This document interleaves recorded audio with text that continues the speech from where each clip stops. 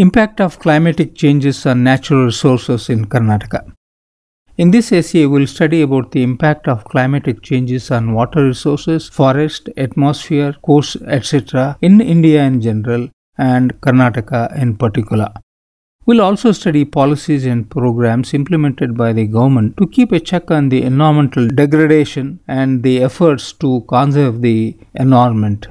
Climate change is considered as the most serious global challenge of date. Changes in the atmosphere have been detected that could drastically alter the climate system and the balance of ecosystems. Atmospheric changes are linked to an increase in the greenhouse gases attributed to fossil fuel consumption, land use changes, deforestation, poor agriculture, and animal husbandry practices. India responded to the challenge of climate change in 2008 itself with the National Action Plan on Climate Change. The National Action Plan on Climate Change focuses on key sectors impacted by or impacting the climate change, which includes agriculture, water, forestry, energy, and urban planning. In furthering its objectives, the states were asked to prepare a state action plans on climate change. Thus, the Government of Karnataka formed a coordination committee as an interdepartmental facilitator. Environmental Management and Policy Research Institute, which is an autonomous body of the Department of Forest, Ecology and Environment, was assigned this task of formulating the State Action Plan on Climate Change. Now let us see what is the climatic impact on agriculture and allied sectors. Agriculture in Karnataka is highly vulnerable to climate change because of its sensitivity to temperature, precipitation, pests and diseases. Though there is an overall increase in the production and yield of major crops as observed during 2010 and 11, there has been underutilization of land and also increase in the degradation of land. The main reasons cited for the poor agricultural performance are lack of high yield varieties, lack of mechanization, improper shifting cropping patterns, loss of biological diversity, untapped utilization of potential in agrochemicals, and more importantly, erratic drought and flood conditions have been the causes for poor agriculture and unsustainable agriculture development in Karnataka. The number of initiatives, therefore, have been proposed and they have been partly adopted as well for implementation to tackle these climatic problems in agriculture sector. They are National Agriculture Insurance Scheme, Weather-Based Crop Insurance Scheme, Bhuchetana Program, Sukshma Niravari Program, Rashtriya Krushi Vikasa Yojana, Rashtriya Krushi Bhima Yojana, Matsya Mahila Swa Avalambana Yojana, Matsashraya, Suvarna Gramodaya, etc. Now, let us move on to the impact of climatic change on water resources. With a surface water potential of about 102 kilometers, Karnataka accounts for about 6% of the country's surface water resources. Around 60% of this is provided by the west-flowing rivers, while the remaining comes from the east-flowing rivers. There are 7 river systems in the state, that is Krishna, Kaveri, Godavari, west-flowing rivers, North Pennar, South Pennar and Pala rivers. Utilization of water in the west-flowing rivers has been hampered due to difficulties in construction of large storage reservoirs. The main sources of water for these basins are rainfalls. Despite a huge potential, currently Karnataka faces scarcity of water resources because there is a overutilization of water and also same time unutilized potential. There is a poor collection of rainwater and groundwater recharge mechanisms. There is a scarcity of treated water and ironically low-priced irrigation water is leading to more wastage than the effective utilization. To overcome these problems, the National Water Mission has implemented a plan with the following objectives. They are conservation of water, minimizing wastage and ensuring equitable distribution across and within the states through integrated water resources development and management. Mandatory use of rainwater, harvesting in residential and commercial buildings through enactment of the Karnataka Groundwater Regulation and Control Development and Management Bill 2011.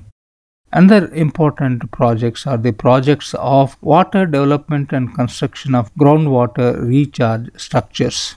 Jalashri, which is a permanent water storage scheme, has been made mandatory with a dual piping in new layouts for the use of treated water. There is a Bharat Nirmana policy and State Water Policy 2002, and there is also a National Lake and River Conservation Schemes. These are some of the schemes and programs and undertakings that are in progress in Karnataka to protect against climatic change threats on the water resources. Now let us take a look into the impact on the forestry, biodiversity and wildlife because of the climate change. Karnataka forest is endowed with rich wildlife. It harbors 25% of the elephant population of India and 10% of the tiger population. The state has 5 national parks and 21 sanctuaries comprising about 17% of total forest area as protected area for wildlife and biodiversity. The state ranks 4th among all the states and the union territories in respect of area under tree cover. The factors which are posing serious threat to the forest conservation and development in turn are also impacting the carbon capture capacity of the entire Western Ghats area. Unplanned extraction of firewood, fodder, non-timber forest produce, green manure, encroachments and forest fires are the major causes and threats to the forests of Karnataka. Approximately 80,000 hectares of real plantation work has been done by Karnataka Forest Department during 2010 and 11.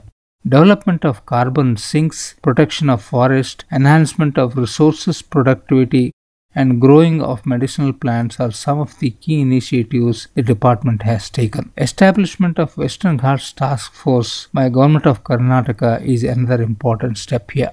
Now let us see the climate change and its impact on the coastal zone.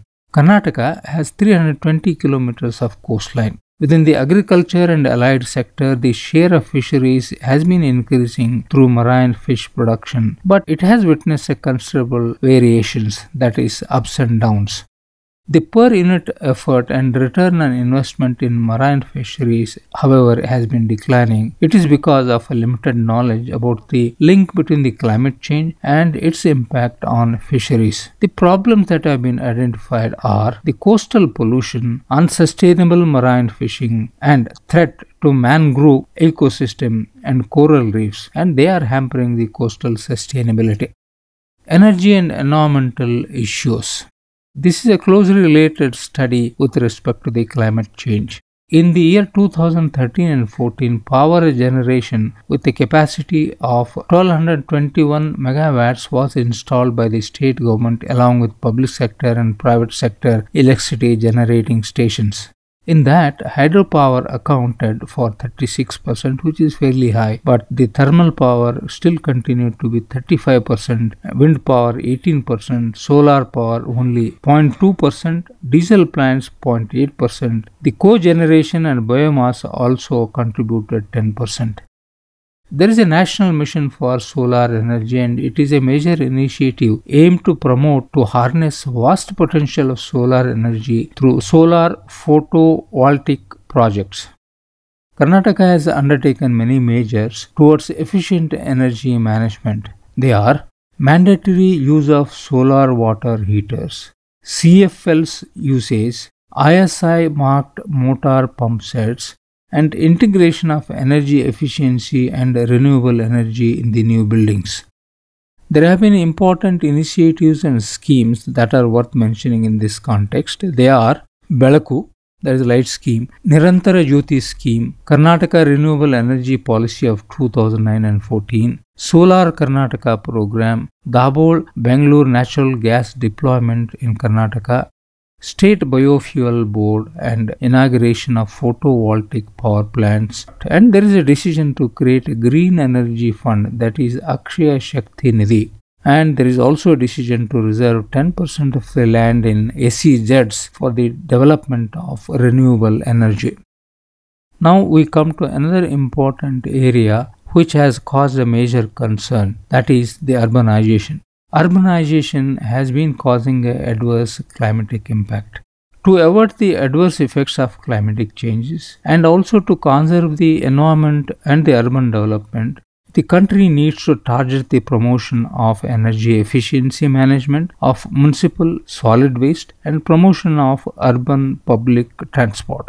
Some of the actions that have been already initiated by the state government are development of lung spaces in the cities, waste management and solar street light projects, Rajiv Awas Yojana meant for the poor, formation of the Green Police. Unfortunately, its efforts have not been all that effective though. The case in point is Bengalore's garbage disposal problem.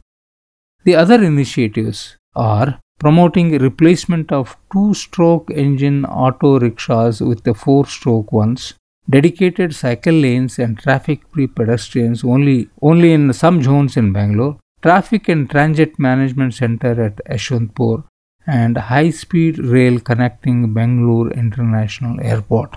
There have been major drawbacks and lacuna in the government policies and programs. Let us sum it up. The current level of knowledge on the spatial dimension, time scale, and magnitude of climatic change is extremely limited. There is no mechanism for sharing information on adaptation of pilot projects, practices, and experiences made across India. In the absence of systematic communication, opportunities have been lost for building on each other's experience. The Climate Change Action Plan should be more regularly reviewed and updated. Now we come to the end of the essay, and the important points to remember in this essay are: India has responded to the challenge of climate change in 2008 with the National Action Plan on Climate Change.